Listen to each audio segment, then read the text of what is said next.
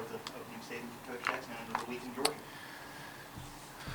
Opening statement to begin the week? What are we talking about here, Cody? Opening statement to begin the week. Oh, big opportunity. Obviously, we're on the road for 2 more.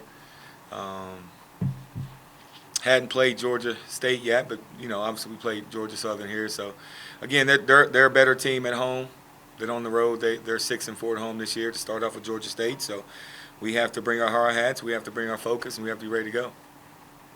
On that note, with Georgia State, it's like another example of a team playing twice in a week, and it happens a few more times.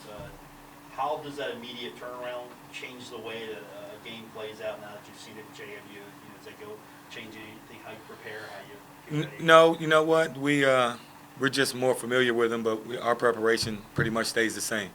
But again, we haven't played Georgia State, but Georgia Southern. We just played them a few weeks ago, so our preparation going into that game will be the same as a one-day turnaround because we play on Thursday, prepare for those guys on Friday, and then play Saturday. Let's say Tyler wanted to ask you on that same note is over 60% of conference matchups are won by the home team in the Sun Belt. Is there a noticeable difference in how teams play at home in the conference? You seen that? Yeah, not just in the conference, but in the country. Teams usually play better at home. Like I said, these guys, Georgia State, they're a different team at home than they are on the road, as a lot of teams. So they'll play. We're expecting them to come out, play with energy, high energy. Like I said, they're 6-4 at home, so we're expecting them to come out and be ready for the herd when we get there. Of course, you get the win on the road, so you can finally get that off your back.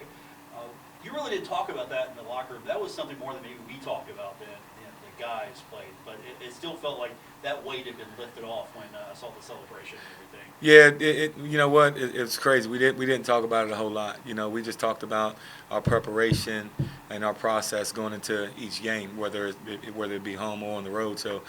The celebration is fun. I got drenched.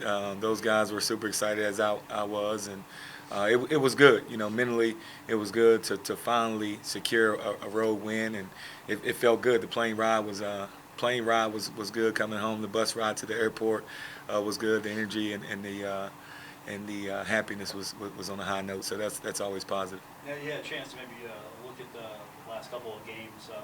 Anything maybe stood out to you that maybe you didn't notice initially after the win? Anything maybe anybody? No, we you know what we just have to play our game, shoot more consistent. I thought the JMU game we took way more threes early than what we normally do. We took 23 threes at halftime. We had 23 threes, so I thought we settled.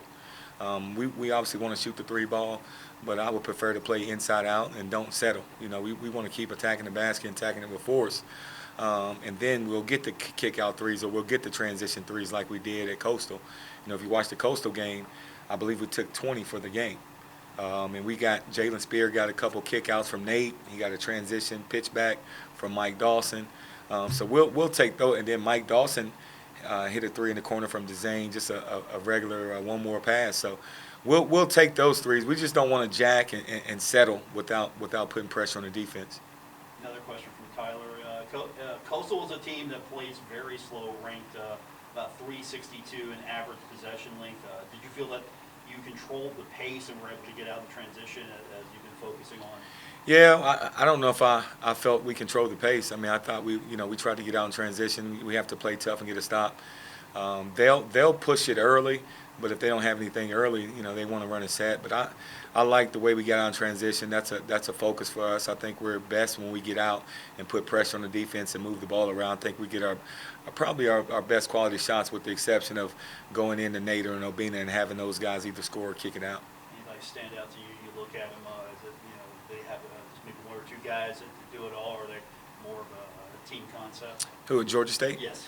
Yeah, no, they're a good team. You know what? Their record may not reflect it, but they have talented guys. They have several transfers like the majority of the league. But they have guys that can score. Their leading scorer is a transfer from Northern Illinois. He averaged 15 at Northern. He averaged 15 at Georgia State. So they have shooters. They have athleticism. Their center is a transfer as well. He's 6'10", probably 240. So, again, it's another one of those grinded-out games. We're expecting those guys to be excited to be back at home. We're expecting them to be physical. And like I told you earlier, I think they'll be ready to play. So we have to have our focus, our intensity, and our togetherness has to be a main priority on this trip. Thank you. Thanks. Appreciate it.